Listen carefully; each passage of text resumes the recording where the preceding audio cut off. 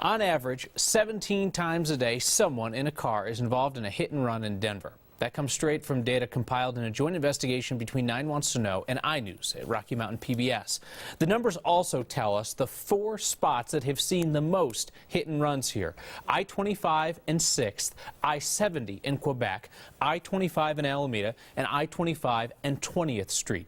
The deeper 9 News investigative reporter Chris Van Der Veen went into the study. The more he found, the human toll is considerably more disturbing than any number or address. I'm on 911, where's your emergency? Few things compel the culpable to act I need Denver Police Emergency. more than good old-fashioned guilt. Okay, is your emergency in Denver? Well, I was involved in a hit and run last night. Hours after Mark DeLeon hit a man with his car, he called 911 So that was a hit and run with your vehicle? Correct. and turned himself in. Just stay on the phone with me here for a moment, okay? Guilt. Take a deep breath. For every person it compels to act, there are countless others who feel compelled to control it. You need some water? What else could explain the fact that recently someone hit 14-year-old Isaiah McKenzie while he was walking to school, I'm just happy to see him breathing. leaving his brother a witness to explain why doctors had to wire Isaiah's jaw shut. It stopped, but it kept going. Like, it didn't roll down his windows or anything. It stopped and it kept going. Kept going. You don't hit a dog and hit and run, let alone a human being. Between 2011 and 2013, our investigation with iNews found on 1,300 occasions, someone injured someone else and kept going in Lakewood, Denver, and Aurora. 1,300 hit and runs involving injury, or more than one a day. We have to be better than that. One a day. He was headed to Afghanistan. Jesse Pringle's day was August 19th, 2012. So they handed me a pair of socks and an earring that had been in the ear. That's what you got. That's what was left of a life. To this day, his adoptive mother, Priscilla Ingebrigtsen, still feels guilt for a conversation with a friend and a decision she knew in her heart was the correct one. I talked to her and I said, I know the right thing to do.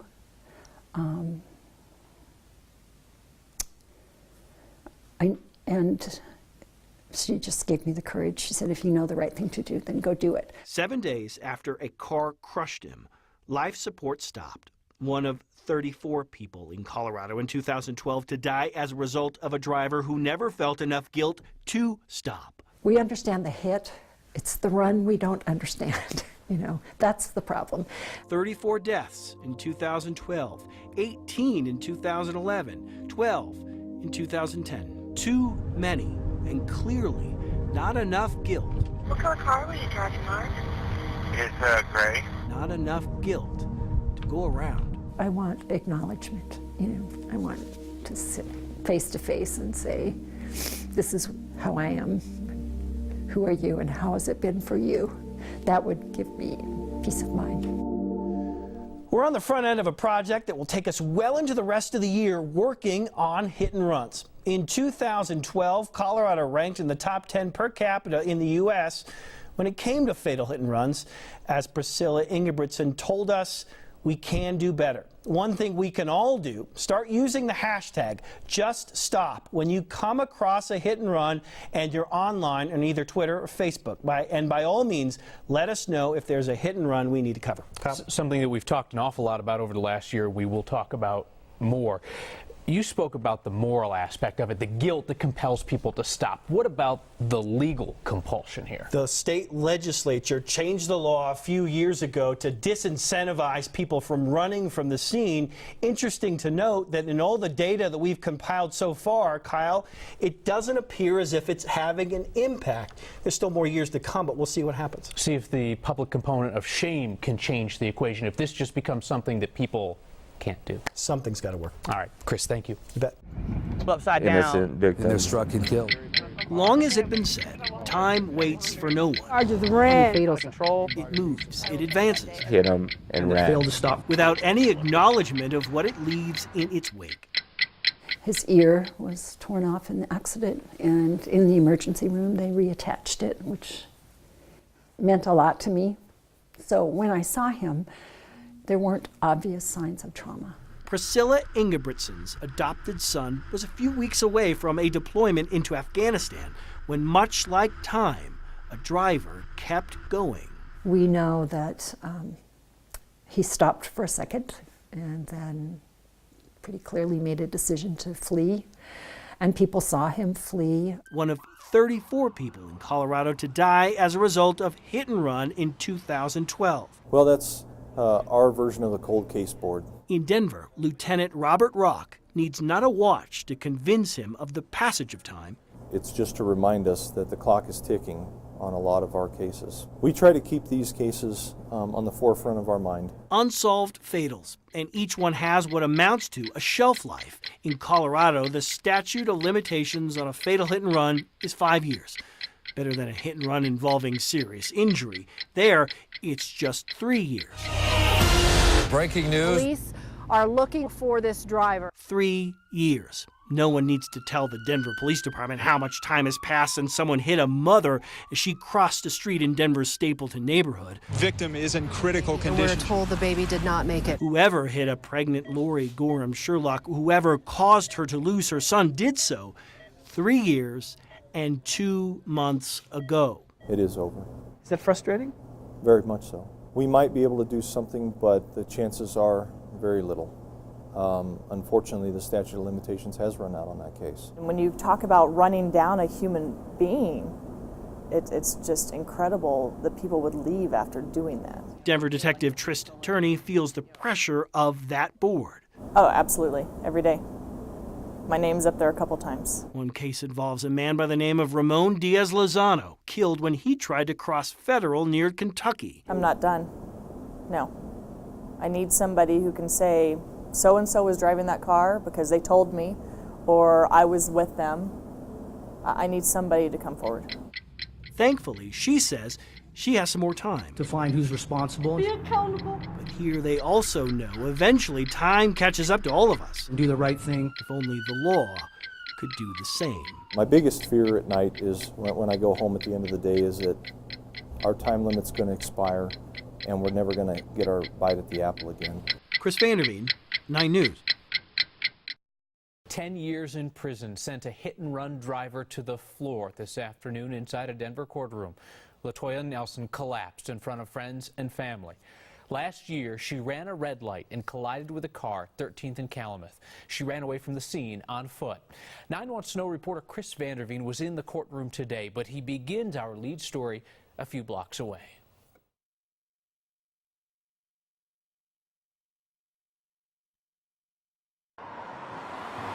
We had a lot of memories here, a lot of big memories. How you doing? Charlie Herrera's modest house on North Mariposa never could hold How you doing, Tony?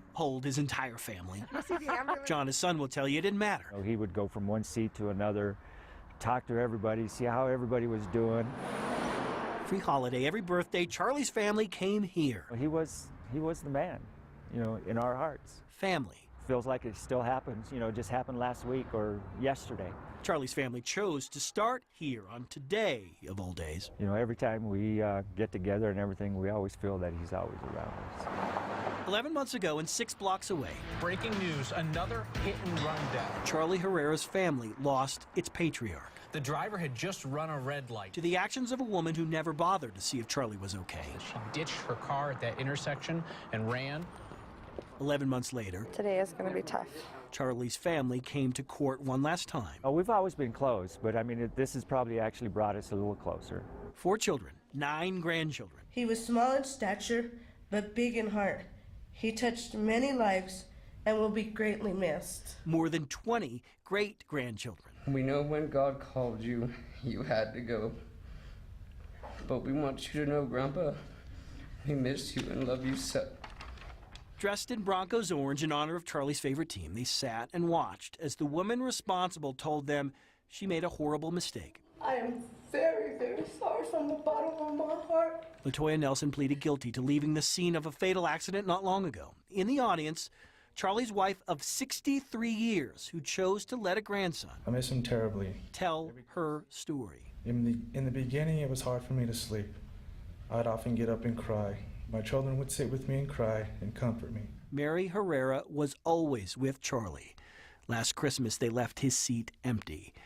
Next Christmas, LaToya Nelson's family. The court imposes a sentence of 10 years in the Department of Corrections. They will have to do the same. Nelson collapsed after receiving 10 years, the most she faced. Family. It's remembered all the time. Maybe it was to see this, but Charlie's family insists today they came together one last time for Charlie. He's probably looking down from heaven and saying, the family's here. You know, we're all together again. Chris Vanderveen, 9 News. Prosecutors say Nelson ran because just minutes prior, they believe she'd been selling marijuana in a nearby Burger King parking lot. Now's a good time to remind you about our Just Stop campaign to bring more awareness to hit-and-run crashes.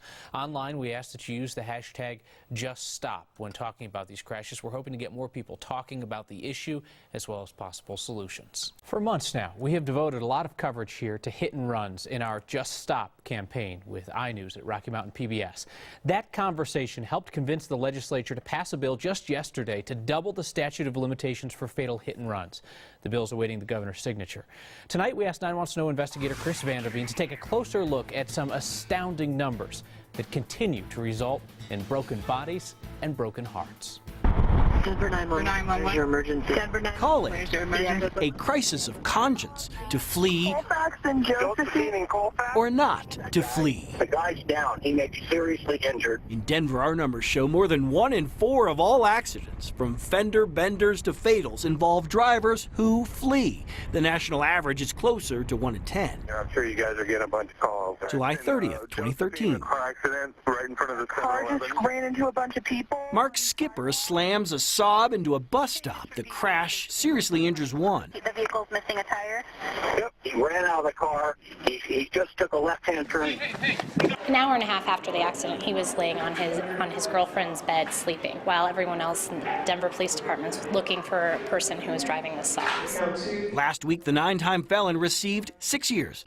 Yet incarceration isn't always inevitable. Can you tell me what happened back in August? I looked down at my stereo for probably about 5 seconds, felt impact on my car. Colorado State Trooper Trent Waters. Did you see any blood or hair or anything in the damage area? Wants to know. No, I did not. What Joseph Douglas knows about a 2011 hit and run. I assumed that it was a deer that I probably hit, and just continued about my night. Turns out he didn't hit a deer. I felt an impact from behind. That's the last thing that I remember. He hit Hinckley High School athletic director Go to prom with you? Tristan Rogers. Her left ankle still contains the 14 screws to prove it. I'm always in discomfort. It's always stiff. It's always swollen. 85% is my new 100. State Patrol made this animation to show what happened. I'm still here. A lot of people can't say that they're still here. I never saw what it was. Last year, a judge gave Douglas probation, not unusual in Arapahoe County, where we found only 7% of hit-and-runs involving serious injury led to a prison sentence. In Denver, we found it happened 34% of the time. In Adams, 44%. So we went to Arapahoe County. It does concern me. Relatively new Arapahoe County DA George Brockler told us this is a problem his office will address. If you get involved in an accident, you will stay at the scene, and if you don't, you can count on the fact that your liberty is going to be taken away from you. Tough talk at a time when we've tracked and detailed not just hundreds of injuries, but also the deaths of 132 people since 2008. 132 lives, 132 faces. I lost the center of my world. Ray Cabri. He was the rock in our family. Was 57. Everybody looked up to him. One of 34 to die in 2012, the worst year we studied. To date, police have yet to make an arrest in this case. To leave him lay in the dirt.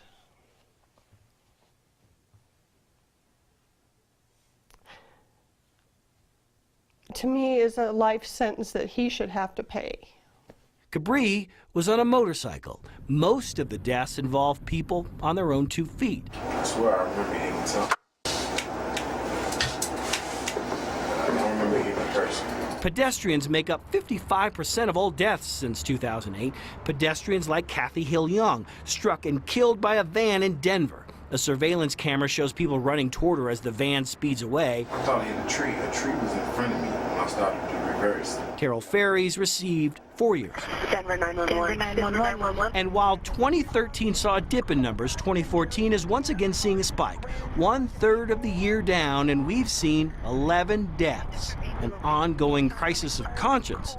Too much crisis and not enough conscience. I don't, for the life of me, understand how you could impact a human's life and drive away from that, not knowing what you've done to somebody. Throughout all of this, we've heard from a lot of people who really wanted to know if pedestrians shared at least some responsibility here. Our analysis with iNews shows that more than half of pedestrians hit in a hit and run were at least partially or significantly to blame. We've tracked 36 cases where, had the driver stopped, they might not have even received a traffic ticket. So pedestrians are one share of this very complex problem, alcohol another part. Alcohol, distracted driving, a lot of things are at play here. All right, Chris, thank you. You bet. If you were to witness a crime, would you know what to do, what to look for, who to focus in on? For months, we've reported on the epidemic of hit and runs. Tonight, we look at the problem from an entirely new perspective. 9 Wants to Know investigator Chris Vandeveen joins us. And Chris, you did something very unorthodox journalistically in an effort to prove a point. Adele, we did. We conducted what amounts to a sociological experiment. Invite 4 people to a location and set up what they thought was a sudden and violent crime behind them. What would they do? And more importantly, what would you do?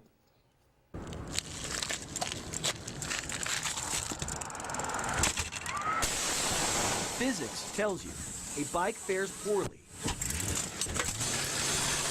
when hit by a car without warning. Warning. We are recording. It's recording. This is not real.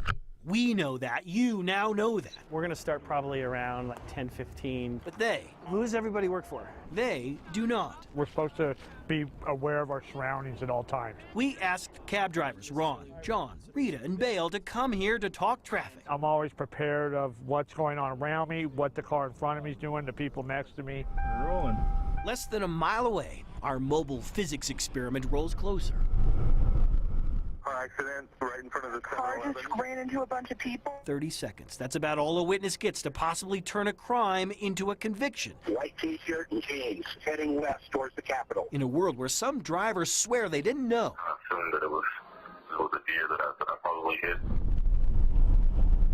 Science provides an alternative theory. I've spoken again. And so, with their backs turned to the scene, an actor prepares to scream, our producer prepares to roll out a bike for this physics lesson in 3, 2, 1.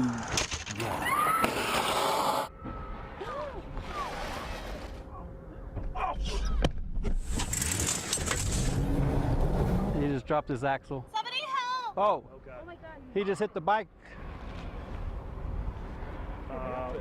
He just hit a bike rider. What happened? That car. Right what here. happened? And he's trying to run away. He's running.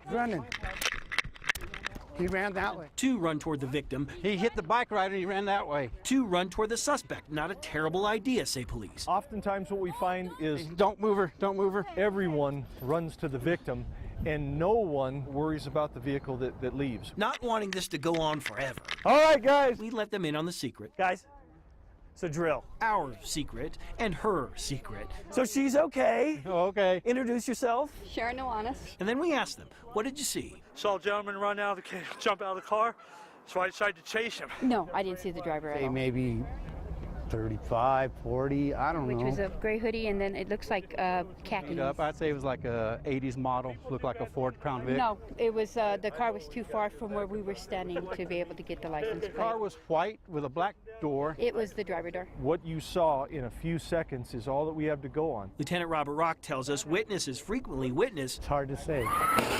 different things. One person might see the driver, one might see the car, one might see the victim. If you can, he says, get the license plate number. That's huge. If not that, then remember the vehicle description. And whether that's a 4-door, an SUV, or something like that, we need that. What about the color? Depending on the lighting, you may not always know what color it is. Who's in the car? 1 person, 2. Male, female. Long hair, short. And finally, where did the car go? Down a side street, turn left, maybe right? You know, emotion, man. It's all on emotion. I don't know what would have happened. Trying to watch 10 million things at the same time. You're trying to watch a person on the street.